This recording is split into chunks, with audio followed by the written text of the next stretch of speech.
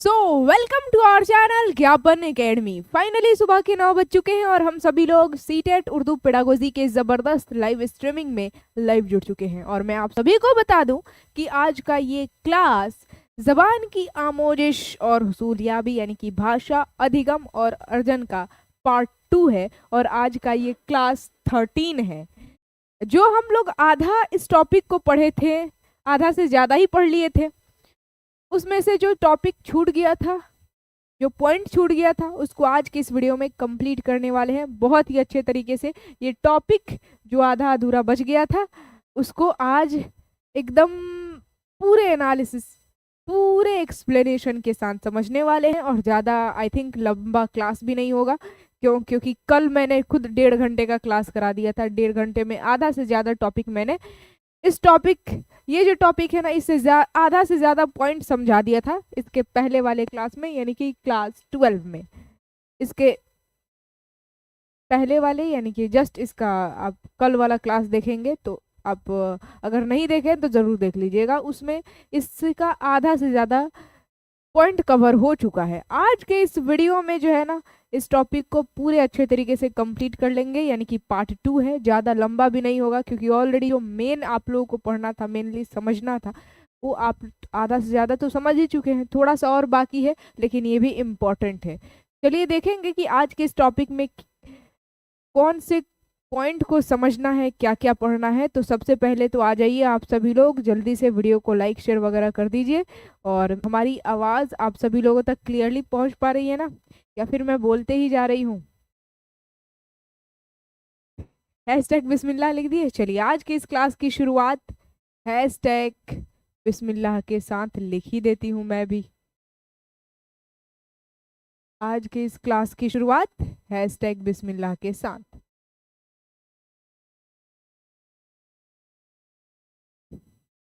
एक बार वीडियो को आप सभी लोग लाइक शेयर वगैरह कर दीजिएगा। और जी हाँ, आप सभी को एक साथ वालेकुम अस्सलाम व रहमतुल्लाहि व बरकातहू and good morning to all of you. Video को जल्दी से एक बार लाइक कीजिए और शेयर कीजिए, सबको बुलाइए ताकि आज के इस क्लास की जल्द से जल्द शुरुआत करें हम लोग। शीघ्र से शीघ्र, जितना फास्ट हो सके स्टार्ट किया जाए, क्योंकि आज इसका पहले वाला क्लास तो लंबा हुआ था, लेकिन आज मुझे लगता है ज़्यादा लंबा नहीं होगा। थोड़ा सा और टॉपिक बचा हुआ है, उसको कंप्लीट कर लेंगे। रेडी? तो without any further delay let's go to start. चलिए, जीनत जीनत फातिमा का कहना है आई एम न्यू स्टूडेंट। क्या बात है, welcome to our one and only family Gyapan Academy. और आज मैं यानी कि मुस्कान मैम आप सभी लोगों के बीच, जो मैं सीटेट उर्दू पेडागोजी का बैच लॉन्च की हूँ और सीटेट उर्दू का ये जो क्लास चल रहा है सिर्फ आप सभी लोगों के प्यार और सपोर्ट से। तो जितना ज़्यादा हो सके आप अपना प्यार और सपोर्ट बनाए रखिएगा ताकि हमें भी मोटिवेशन मिले।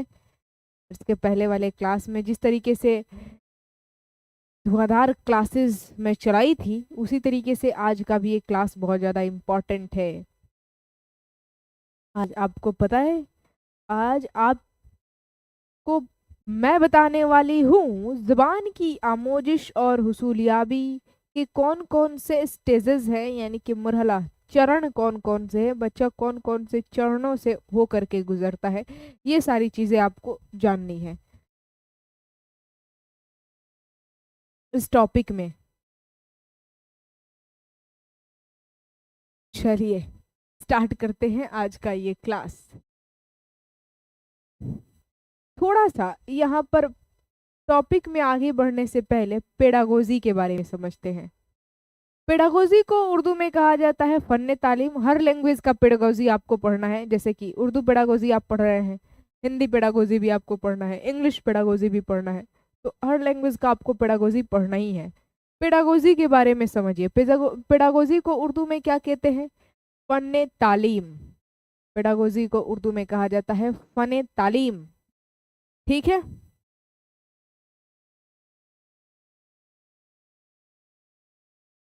सदफ नूरी का कहना है I am very old student, DElEd entrance के टाइम से हूँ। अच्छा, चलिए बहुत बढ़िया।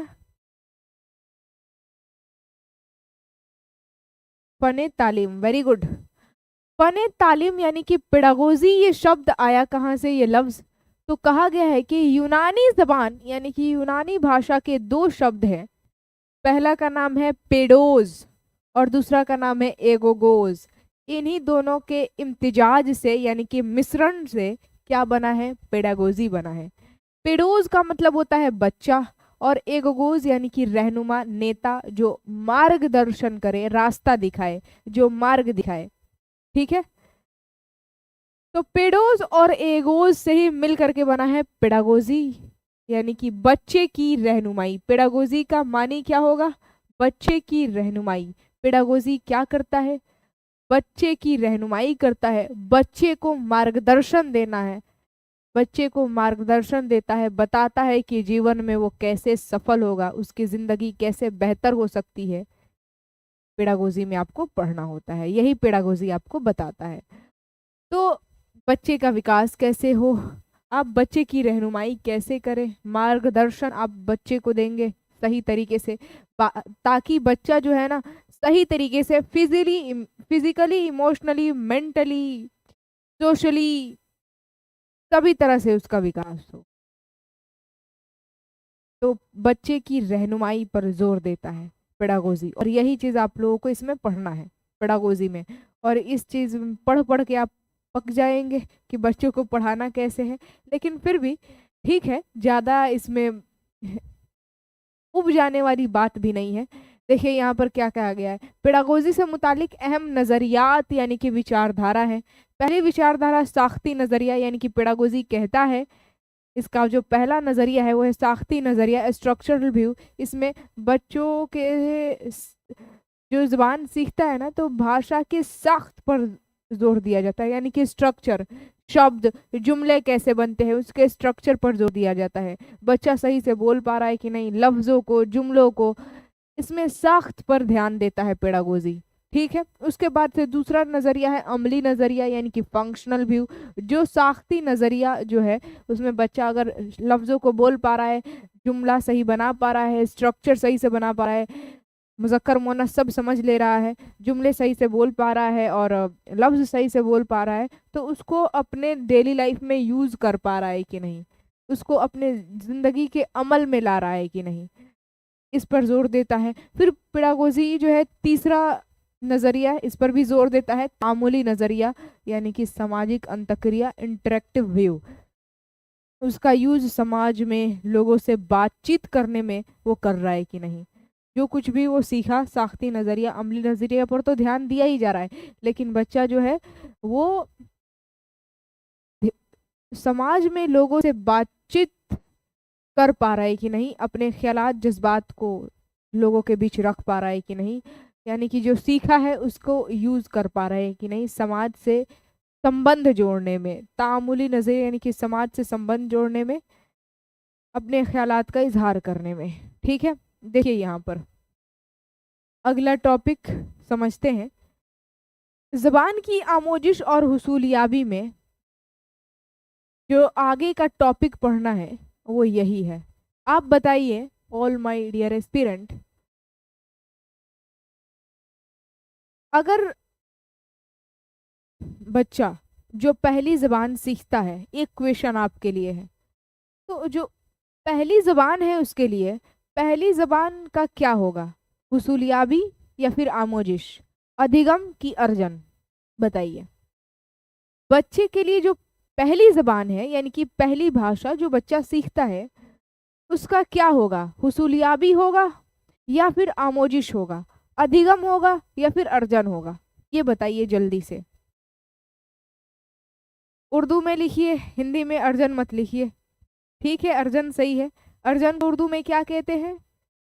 यस, हुसूलियाबी, वेरी गुड। हुसूलियाबी होगा, यानी कि पहली जबान की हुसूलियाबी होती है, उसके बाद से दूसरे जुबान की क्या होगी? आमोजिश। पहली जुबान की हुसूलियाबी और दूसरे जुबान की आमोजिश, यानी कि अधिगम।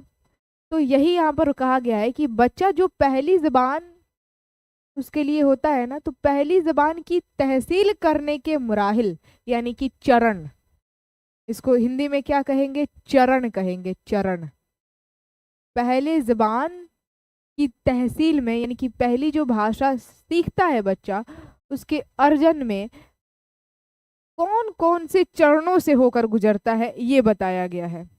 ठीक है, तो फर्स्ट लैंग्वेज जो है, पहली जबान, उसकी हुसूलियाबी होती है, उस भाषा को बच्चा अर्जित करता है, यानी कि अर्जन होता है।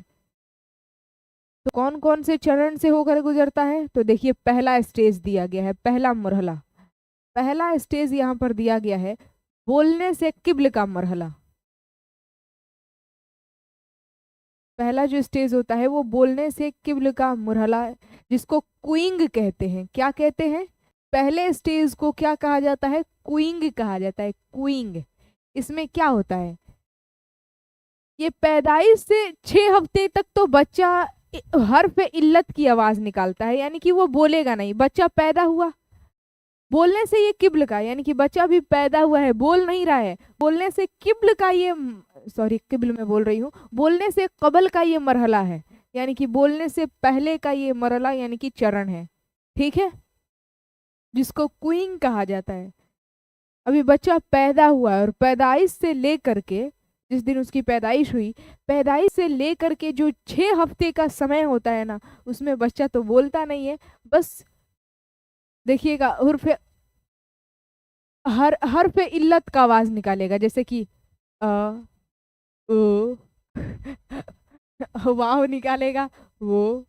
आप देखे होंगे बच्चा सोया रहता है और सोकर भी या फिर जाग कर भी ओ, और इस तरह ताकते रहता है, ऐसे ऐसे ताकते रहता है, ये क्या हो रहा है, ये क्या हो रहा है, ये कौन है, हम कौन से गोले पर हैं, ये कौन गोले में हमारा लैंडिंग हो गया है, ओ करता रहता है। तो इसको कहते हैं हर्फ इल्लत। वाव हो गया, ठीक है। अलिफ का आवाज निकाले इसी तरह निकालता है आवाज। ठीक, तो पैदाइश से लेकर के 6 हफ्ते तक ये होता है, हर्फ इल्लत की आवाज निकलता है। और फिर उसके बाद से 6 महीने तक ये धीरे धीरे 6 हफ्ते के बाद वो हर्फ सही आवाज निकालने लगता है, यानी कि उसमें ब अ म इस तरह से, यानी कि ब का भी, म का भी, उसके बाद से प का भी आवाज निकालना, यानी कि जो हर्फ सही, जो हर्फ है, अक्षर है, उसका भी आवाज निकालना शुरू कर देता है। 6 महीने तक तो ये जो है ना, बोलने से कबल का मरहला चलता है। जब उसकी पैदाइश होती है तो 6 हफ्ते तक वो हर्फ इल्लत की आवाज निकालता है, ऊ आ वाला। ठीक है, उसके बाद से 6 हफ्ते के बाद हर्फ सही का आवाज निकालना शुरू कर देता है, यानी कि ब म इस तरह से आवाज निकालता है। ठीक, तो ये पहला चरण है। तो पहला चरण जो है, पहला मरहला, ये पैदाइश से कबल का मैं बोल रही हूँ, बोलने से कबल का मरहला होता है, यानी कि बोलने से पहले का चरण होता है, जो कब से कब तक होता है? तो पैदाइश से 6 महीने तक का होता है। तो बताइए, पहला चरण कब से कब तक? तो पैदाइश से 6 महीने तक का। हाँ, य का भी निकालता है, अलिफ हो गया, वाव हो गया, य हो गया, य व ऐसे निकालता है। तो पैदाइश से लेकर 6 महीने तक का जो ये समय होता है, ये बोलने से कब्ल का मरहला, इस स्टेज को कहते हैं। ये पहला स्टेज हो गया। दूसरा स्टेज आता है बबलिंग का। दूसरे स्टेज को क्या कहते हैं? दूसरे मरहला को तो बबलिंग मरहला कहा जाता है। इसमें बच्चा क्या करता है? बबलाता है, जैसे कि बब बब बब बब बब बब बोलता है ना बच्चा। वैसे मैं तो देखी हूँ बच्चे लोगों को, एकदम शुरुआत से देखी हूँ। और एज अ टीचर आपको हर एक चीज़ों पर गौर करना पड़ेगा, ठीक है, और गौर करना होता भी है। तो बच्चा बबलाता है, और ये चरण कब से कब तक का होता है? तो 6 महीने से लेकर के 8 महीने तक का, क्योंकि 6 महीने तक तो बच्चा हर्फ इल्लत और हर्फ सही का आवाज निकाला, उसके बाद से 6 से 8 महीने तक उसी को रिपीट करता है। हर्फ इल्लत हर्फ सही को दोहराने वाली आवाज निकालता है। पहले ब उ निकाल रहा था, तो अब क्या करेगा? इसी को रिपीट करेगा। ब जो था उसको ब ब ब ब ब ब ब, म था तो म बोलेगा, यानी कि उसी को दोहराएगा, उसी को रिपीट करेगा। ठीक, तो ये 6 से 8 महीने तक का चरण होता है। फिर तीसरा चरण जो है आता है एक लफ्ज का मरहला। तीसरा चरण आता है एक लफ्ज के मरहले वाला, यानी कि इसमें क्या करता है बच्चा, एक लफ्ज बोलना अब शुरू कर देता है। 9 से 18 महीने तक का ये चरण होता है जिसमें बच्चा एक लफ्ज बोलता है।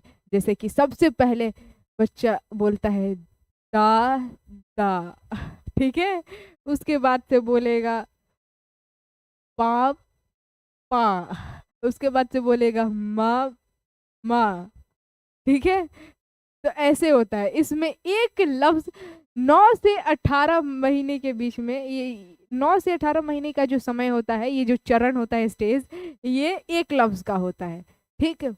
तो दादा, मामा, पापा और काका, नाना, इस तरह एक लफ्ज बोलना शुरू कर देता है 9 से 18 महीना का बच्चा, ठीक है। तो ये तीसरा चरण है। फिर चौथा चरण यहाँ पर बात की गई है। चौथे चरण को कहते हैं दो अल्फाज का मरहला, यानी कि इसमें अब क्या करता है बच्चा, दो लफ्ज को जोड़ करके बोलना शुरू कर देता है।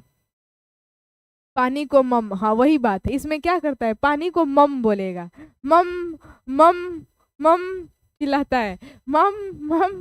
तो आपको समझ जाना है कि वो पानी मांग रहा है, पानी नहीं बोलेगा, मम बोलेगा। तो वो किस में आ जाएगा, इसमें आ जाएगा, बबलिंग में आ जाएगा, बबलिंग में ही आ जाएगा, दूसरे वाले चरण में आ जाएगा। जो बच्चा मम बोलता है, मम, तो वो क्या है, वो बबलिंग मरहला है। एक ही मीम को जो है ना 2 बार वो रिपीट कर रहा है, दोहरा रहा है, मम या फिर बब बब बब, ये जो होता है ये सब बबलिंग मरहले में आएगा। लेकिन जब बच्चा एक लफ्ज बोलना शुरू कर देगा तो वो एक लफ्ज का मरहला यानी कि तीसरे चरण में आएगा, ठीक है। जैसे कि दादा, काका, यहाँ पर अब शुद्ध रूप से बोलना शुरू कर देता है, क्योंकि छोटा बच्चा थोड़ा ना, धीरे धीरे उसका उम्र बढ़ते चला जाता है और सीखते चला जाता है। और वैसे भी नॉम चॉम्स्की का नज़रिया क्या है, उनका सिद्धांत है कि बच्चे के अंदर सीखने की सलाहियत जो है पैदाइशी होती है, बस उसको माहौल मिलना चाहिए, मौका और वक्त और आज़ादी मिलनी चाहिए, ठीक है। तो ये बात कही गई है। तो इसमें बच्चा एक लफ्ज़ बोलता है, दादा, मामा, चाचा, नाना बोलना शुरू कर देता है तीसरे चरण तक पहुँचते पहुँचते, यानी कि 18 महीने तक ये चरण होता है, ठीक है, 9 से 18 महीने का बीच। इसमें बच्चा एक लफ्ज बोलना शुरू किया। और हाँ, इसमें ज़रूरी नहीं है कि बच्चा जो है, इसमें बताया गया है कि बच्चा ज़रूरी नहीं है कि बोल करके ही अपने ख्यालात का इजहार करे, बच्चा बोलने की कोशिश करता है। हम अपने ख्यालात को कैसे एक्सप्रेस करें, हम अपने जज्बात को जाहिर कैसे करें, और जब उसको कोई तरीका नहीं दिखाई देता है तो रोना शुरू कर देता है। जैसे कि मान लीजिए रो रहा है बच्चा, रो रहा है, रो रहा है, रो रहा है, लगातार रो रहा है, तो समझ लीजिएगा कोई ना कोई वो कांड किया है, यानी कि पक्का उसने बाथरूम किया है, ठीक है। या फिर या कुछ ना कुछ हुआ है तभी रो रहा है। तो ये कुछ, जब उसको कोई रास्ता नहीं दिखाई देता है कि हम अपने जज्बात का इजहार कैसे करें, तो वो क्या कर देता है, रोना शुरू कर देता है, ठीक। हाँ, भूख भी लगती है तो रोना शुरू कर देता है, और प्यास लगती है तो मम मम तो चिल्लाता है, उससे समझ में आ जाता है। बट भूख लगती है तो रोता है, या फिर कहीं दर्द कर रहा हो, कान दर्द कर, छोटे छोटे बच्चे का सबसे ज्यादा पेट और कान दर्द करता है, ठीक है? तो वो जरूरी नहीं है कि बोल कर ही, देखता है कि हम इसको एक्सप्रेस नहीं कर सकते हैं बोल करके, तो रोना शुरू कर देता है, ठीक। तो उसको कुछ समझ में नहीं आएगा, पैंट गीला कर देगा और उसके बाद से रोना शुरू तो समझ जाना है कुछ ना कुछ किया है। तो यहाँ पर ये बताया गया है कि जरूरी नहीं कि बच्चा बोल कर ही ख्यालात का इजहार करे, अगर उसे कोई रास्ता नहीं दिखाई देता है तो रोना भी शुरू कर देता है। बच्चे रोता है, हंसता है, तो वो भी क्या है, एक्सप्रेस करता है। अब मान लीजिए बहुत देर से मम्मी बच्चे के पास नहीं आई है और कब से भूखा है बेचारा बच्चा, 2 घंटा हो गया, 3 घंटा हो गया, और मम्मी को वो देखा नहीं है, और अचानक मम्मी आ गई तो बच्चा खुश हो जाता है और पूरा हाथ पैर मारने लगता है, अब तो मैं मम्मी के पास जाऊंगा ये जो है ना बहुत ही यूनिक होता है। तो वो क्या है, वो भी वो खुशी का इजहार कर रहा है बच्चा, डर का भी इजहार करता है। आप देखेंगे बच्चों को तो, जैसे कि घर में कोई नया नया मेहमान आता है तो बोलता है कि आ जाओ मेरे पास, तो नहीं जाता है बच्चा, बोलता है ये कौन आ गया है हमारे घर में, यूनिक आदमी। ठीक है, तो वहां पर डरता भी है, तो डर का, खुशी का इजहार करता है। ठीक है, रोना वगैरह, उदासी का भी इजहार। तो ये इसमें ये भी बताया गया है। एक लफ्ज का मरहला हो गया, उसके बाद से दो लफ्ज, इसमें बच्चा दो लफ्ज बोलना शुरू कर देता है, जैसे कि हम जाएंगे, मैं जाऊंगा, मैं खाऊंगा। इस तरीके से इसमें दो लफ्ज जुड़ जाता है, यानी कि फेल, क्रिया बोलना शुरू कर देता है। मम्मी, मेला, हम मेला, यानी कि हम मेला जाएंगे। ठीक है, तो इसमें ये बोलना शुरू कर देता है। अब दादा, आओ, आइए नहीं, आओ। ठीक है, तो इसमें धीरे धीरे बच्चा क्या करता है, फेल बोलना शुरू कर देता है। हम जाएंगे, हम जाएंगे, ऐसे बोलना। मैं जाऊंगा, मैं खाऊंगा, मैं पीऊंगा, या फिर अगर लड़की है तो मैं जाऊंगी, खाऊंगी, पीऊंगी। इसमें बच्चा जो है 18 से 24 महीने का ये चरण होता है, दो अल्फाज का मरहला, और इसमें बच्चा क्रिया बोलना शुरू कर देता है। ठीक है, छोटे छोटे जुमले का इस्तेमाल करना शुरू कर देता है। और इसमें चौथे चरण तक पहुंचते पहुंचते बच्चों के पास 50 लफ्जों का मजमुआ हो जाता है, यानी कि 50 लफ्ज वो जान गया होता है। जैसे 50 लफ्ज में दादा आ जाएगा, नाना, मामा, पापा। ठीक है, मम, पानी, वो समझ जाएगा। ठीक है, जाना आना समझ जाएगा, खेलना कूदना। ठीक है, तो जो जरूरत वाले लफ्ज है ना, उसको सीख जाता है बच्चा। यानी कि चौथे चरण तक पहुंचते पहुंचते बच्चों के पास 50 लफ्जों का भंडार लग जाता है।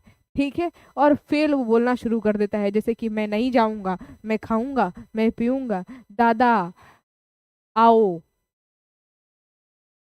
बैठो, इस तरह से बोलना शुरू कर देता है। ठीक, उसके बाद आता है अगला चरण, टेलीग्राफी। पांचवें चरण को क्या कहते हैं, टेलीग्राफी मरहला। ये जो चरण कहलाता है, क्या कहलाता है, टेलीग्राफी स्टेज या फिर टेलीग्राफी मरहला।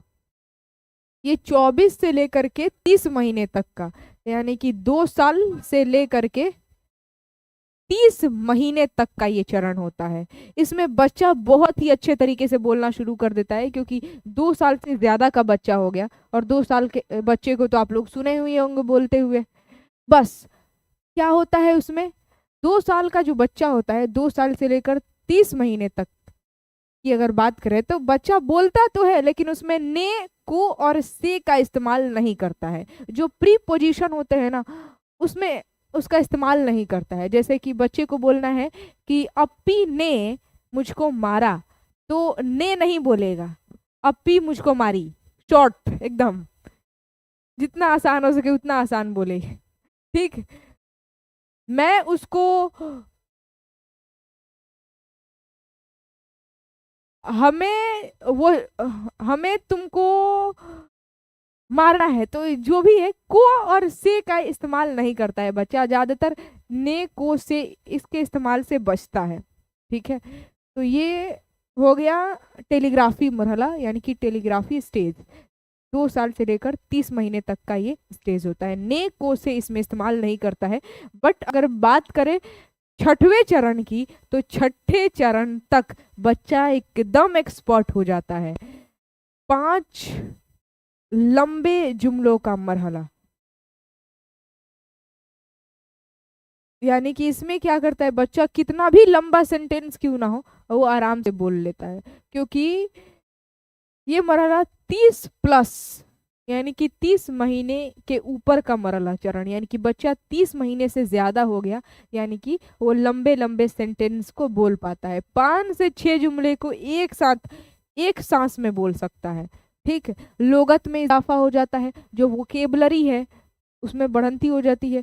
50 लफ्ज से बढ़ करके उसके पास ढेर सारे जो है ना शब्द का भंडार हो जाता है, और वो फेल, जमीर, सिफत यानी कि क्रिया हो गया, और जमीर यानी कि प्रोनाउन हो गया, कोई अच्छा है कि बुरा है, जिन्स, मुतजाद और मुतरादिफ, ये सब चीज़ें समझने लगता है और उसके अंदर जो है ना धीरे धीरे रवानी पैदा हो जाती है और कंप्लीटली जो है ना अपने ख्यालात का इजहार करना बच्चा सीख जाता है। यानी कि छठे चरण तक पहुँचते पहुँचते बच्चा जो है ना अपने ख्यालात के इजहार करने में पूरी तरीके से एक्सपर्ट हो गया।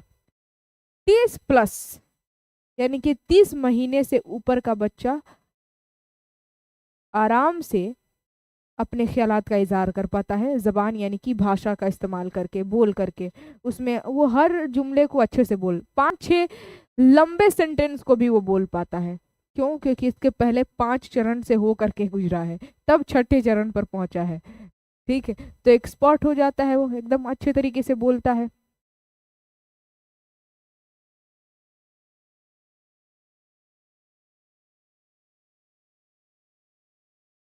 मैम, उर्दू के इक्तिसाब का मरहला,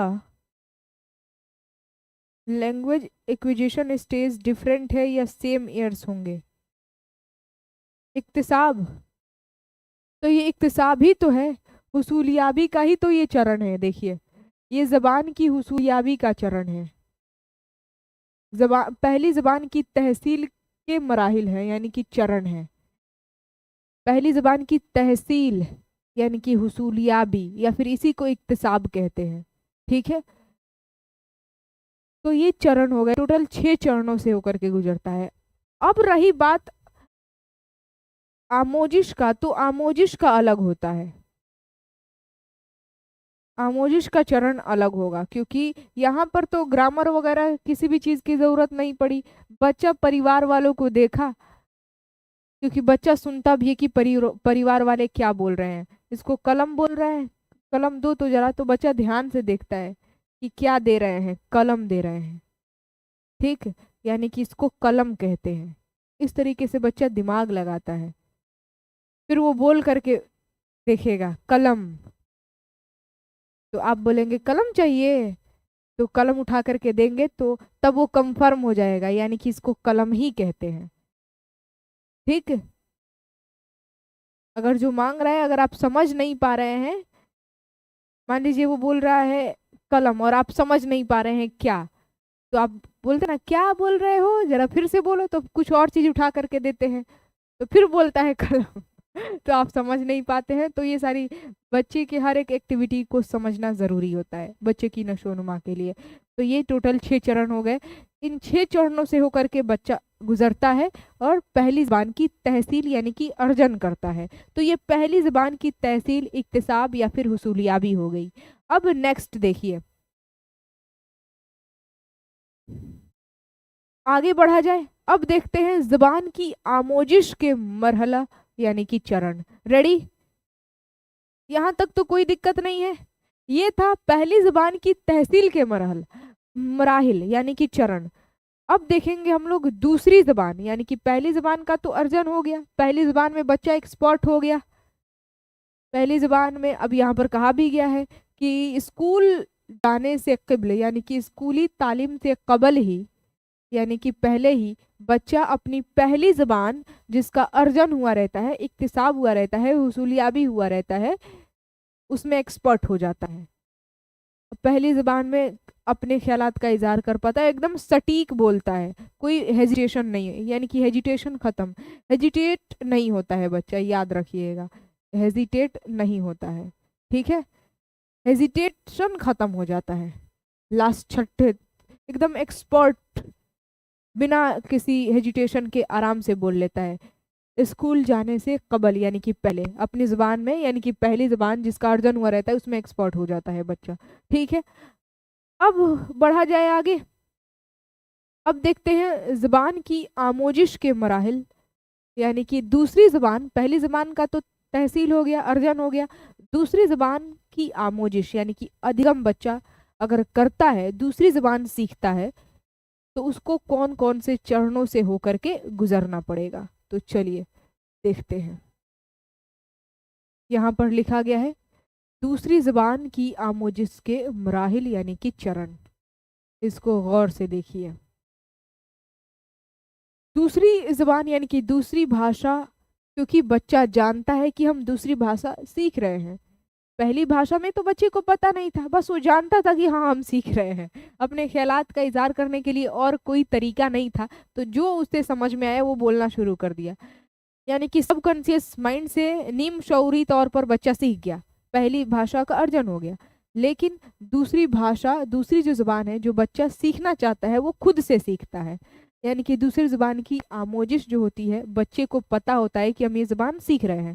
तो इसका जो सबसे पहला चरण होता है वो होता है खामोश या फिर तहसीली मुरहला। लिखिए, पहले चरण को क्या कहते हैं? खामोश मरहला या फिर तहसीली मरहला। इंग्लिश में साइलेंट फेज या फिर रिसेप्टिव फेज। जैसे कि मान लीजिए आपकी पहली जबान हिंदी है, ठीक है, ध्यान से सुनिएगा। आपकी जो मातृभाषा हो गई, पहली जबान, वो हिंदी हो गई। दूसरी जुबान जो आप सीखना चाहते हैं इंग्लिश, और आपके घर वाले आप पर बैन लगा दिए। किस चीज का बैन लगा दिए? कि तुम्हें हिंदी नहीं बोलना है। स्कूल में बैन लगा दिया गया कि तुम्हें हिंदी नहीं बोलना है तो इंग्लिश बोलना है। स्कूल में मान लीजिए बैन लग गया कि हिंदी बोलने की परमिशन नहीं, जो भी बात कहनी है इंग्लिश में बोलो। तो आप क्या करेंगे? कुछ समझ में नहीं आएगा तो सबसे पहले साइलेंट हो जाएंगे, खामोश। अब क्या होगा हमारा? ठीक है, अब हम कहाँ जाए, जग सुना सुना लगने लगता है। तो इसी को कहा जाता है साइलेंट यानी कि रिसेप्टिव फेज। इसमें आप साइलेंट हो जाते हैं, चुप हो जाते हैं, खामोश हो जाते हैं, और चुपचाप हो करके, क्योंकि बोलेंगे तो आपको पता है हमको तो कुछ आता नहीं है, उससे अच्छा चुपचाप सुनो कि किस तरह से लोग बोल रहे हैं। यानी कि इसमें आप खामोश हो जाते हैं और पहले सुनते हैं कि लोग कैसे बात कर रहे हैं, इंग्लिश में कैसे बात कर रहे हैं। और जैसे जैसे वो बात करेंगे आप भी हूबहू इमिटेट करके, नकल करके, और कुछ अपना दिमाग लगा करके, अर्थ निकाल करके बोलने की कोशिश करेंगे। तो इसी तरह बच्चा भी करता है।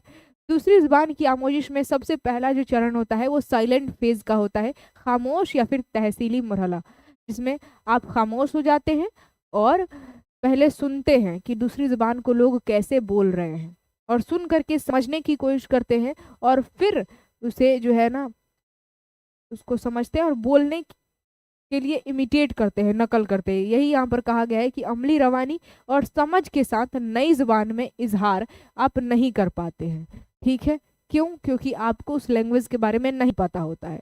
बट जो दूसरा स्टेज होता है, इसमें इब्तदाई तैयारी, यानी कि इसको क्या कहते हैं? अर्ली प्रोडक्शन फेज या फिर स्टेज कह सकते हैं। इस मरहले को क्या कहेंगे? इब्तदाई तैयारी का मरहला, दूसरे स्टेज को। यानी कि इसमें आप क्या करते हैं, दूसरी जुबान जो आप सिर्फ सुन रहे थे, पहले स्टेज में खामोश होकर के आप चुप हो गए थे और सुन रहे थे, अब सुने थे और उसका अर्थ समझे थे, तो कुछ कुछ लफ्ज को, कुछ कुछ इडियम एंड फ्रेजेस को आप बोलेंगे। अल्फाज और फ्रेजेस की अदायगी आप करेंगे, बोलने की कोशिश करेंगे। ठीक है, जैसे कि come here, go fast, please sit down.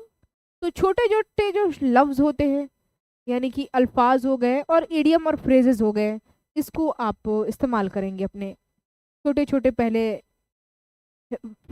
आप कह सकते हैं फ्रेजेस, और छोटे छोटे सेंटेंसेस और लफ्ज का आप इस्तेमाल करना शुरू करेंगे, यानी कि उसकी अदायगी करना शुरू करेंगे। अब फिर क्या होगा? तीसरे स्टेज में थोड़ा और आपके अंदर इम्प्रूवमेंट आएगा, और तीसरे स्टेज में अब बारी आएगी बोलने की, यानी कि तकरीर की इब्तदा, स्पीच इमरजेंस इसको कहा जाता है, तकरीर की इब्तदा का मरहला। यानी कि इसमें अब आपके बोलने की इब्तदा यानी कि शुरुआत होगी। ज़ख़ीरा अल्फाज में कई हजार अल्फाज जमा हो जाते हैं, क्योंकि पहले स्टेज में आप खामोश होकर के सुन रहे थे और सुने समझे, तो उस हिसाब से दूसरे स्टेज में आप बोलना शुरू किए। छोटे छोटे लफ्ज हो गए, फ्रेजेस हो गए, जुमले हो गए, come here, go fast, English का एग्जाम्पल लेकर के मैं बता रही हूँ। और तीसरे स्टेज पर आपका क्या होता है? आपके अंदर ज़ख़ीरा अल्फाज में कई हजार अल्फाज जमा हो जाते हैं, यानी कि वोकेबलरी का भंडार लग जाता है। आप धीरे धीरे समझने लगते हैं कि किस शब्द को इंग्लिश में क्या कहेंगे। ठीक है, और छोटे छोटे जुमले आप बोलना शुरू कर देते हैं। एक्सक्यूज मी सर और मैम,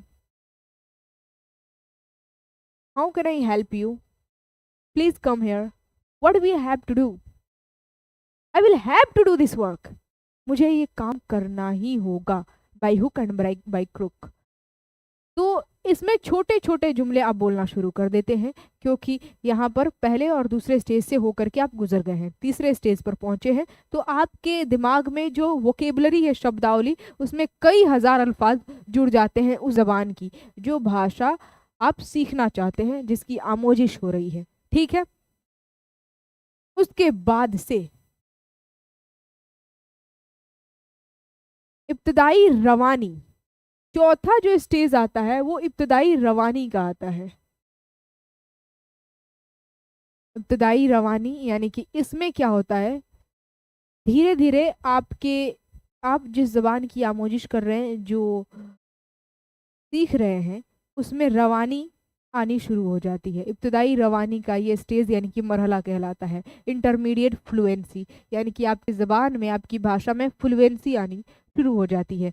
आप जिस भाषा को सीख रहे हैं, यानी कि जो दूसरी ज़बान आप सीख रहे हैं, उसमें सोचना आप धीरे धीरे शुरू कर देते हैं और इजहार करना शुरू कर देते हैं। ठीक है, जो भाषा, जो ज़बान की आप आमोजिश कर रहे हैं, सीख रहे हैं, उसमें अब आप क्या कर रहे हैं, चौथे स्टेज पर पहुंचते पहुंचते आप उस जबान में सोचना शुरू कर देते हैं। आप जो भी सोचेंगे अब इंग्लिश में सोचेंगे, बोलेंगे इंग्लिश में बोलेंगे, यानी कि चौथे स्टेज में आपके अंदर क्या आ रही है, फ्लुएंसी, रवानी आ रही है। बिना अटके आप बोलना शुरू कर रहे हैं, सोच भी रहे हैं तो उसी भाषा इंग्लिश में ही सोच रहे हैं। ठीक है, फिर पांचवा जो स्टेज है वो है रवानी, यानी कि इसमें आप 100% एक्सपर्ट हो जाते हैं। रवानी यानी आपके अंदर 100% कंप्लीट फ्लुएंसी आ जाती है। रवानी, बिना झिझक आप बोलना शुरू कर देते हैं, और ये आखिरी मरहला होता है, यानी कि आखिरी चरण, लास्ट स्टेज, जिसमें आप मुसलसल रवानी, समाजी तामुलात और खालिसपन के साथ बोलते हैं। आपके अंदर रवानी आ जाती है, एकदम कंप्लीट उतार चढ़ाव। इंग्लिश में आप देखे होंगे जो अमेरिका के लोग इंग्लिश बोलते हैं उनमें वो रवानी होती है, क्या बोल देंगे कुछ समझ में ही नहीं आएगा। हालांकि इंडिया का इंग्लिश ठीक है, बट अमेरिका का देखेंगे तो कुछ अलग ही होता है।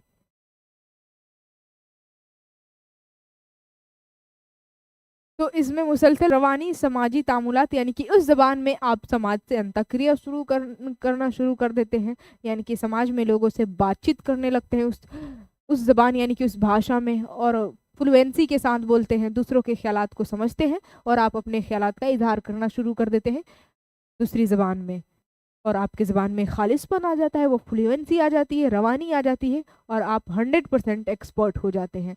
तो ये 5 चरणों से होकर के गुजरना पड़ता है दूसरी ज़ुबान की आमोजिश में। समझ में आया? ये दूसरी ज़ुबान की आमोजिश में 5 चरणों से होकर के गुजरना पड़ता है बच्चों को। और ज़बान की हुसूलियाबी यानी कि अर्जन में क्या होता है, बच्चे को 6 चरण से होकर के गुजरना पड़ता है, और आमोजिश में 5 चरणों से होकर के गुजरना पड़ता है। ठीक, कोई दिक्कत तो नहीं है? चलिए, फाइनली आज का ये क्लास शॉर्ट रहा। मैंने पहले ही कहा था कि आज का ये क्लास जो है ना, वो शॉर्ट, ज़्यादा लंबा नहीं होगा। क्लास का आज दी एंड, यानी कि आप कहेंगे कि आज ये जो टॉपिक था, भाषा अधिगम और अर्जन, ज़बान की आमोजिश और हुसूलियाबी, ये टॉपिक 100% कंप्लीट होता है। ठीक है,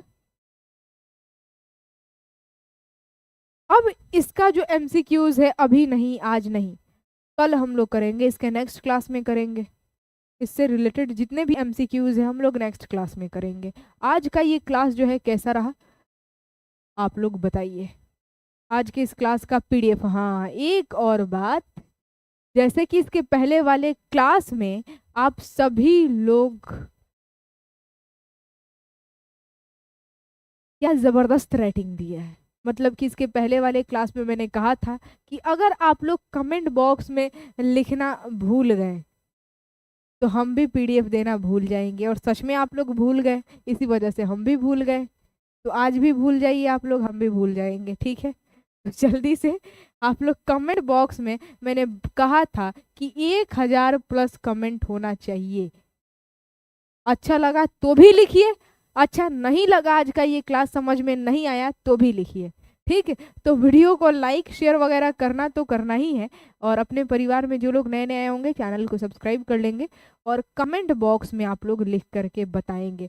अगर 1K प्लस कमेंट होता है तो ही, अगर आप लोग याद करके कमेंट बॉक्स में लिखते हैं तो बिल्कुल आप, हम भी याद करके एकदम पीडीएफ देंगे, लेकिन नहीं होता है कमेंट तो हम भी भूल जाएंगे।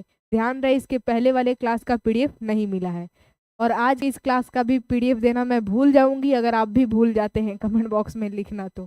ठीक, तो चलिए अब मैं आप सभी लोगों से विदा लेती हूँ। हंसते रहिए, जिंदगी में मुस्कुराते रहिए, स्वस्थ रहिए, मस्त रहिए, खुशहाल रहिए, और वीडियो को लाइक शेयर वगैरह करते रहिए, और कमेंट बॉक्स में लिख करके ज़रूर बताइए कि आज का ये क्लास कैसा रहा, भूलना नहीं है। ठीक है, फिर मिलेंगे हम लोग इसके नेक्स्ट क्लास में नेक्स्ट अदर टॉपिक के साथ। तब तक के लिए बाय बाय, टेक केयर, जय हिंद और खुदा हाफिज।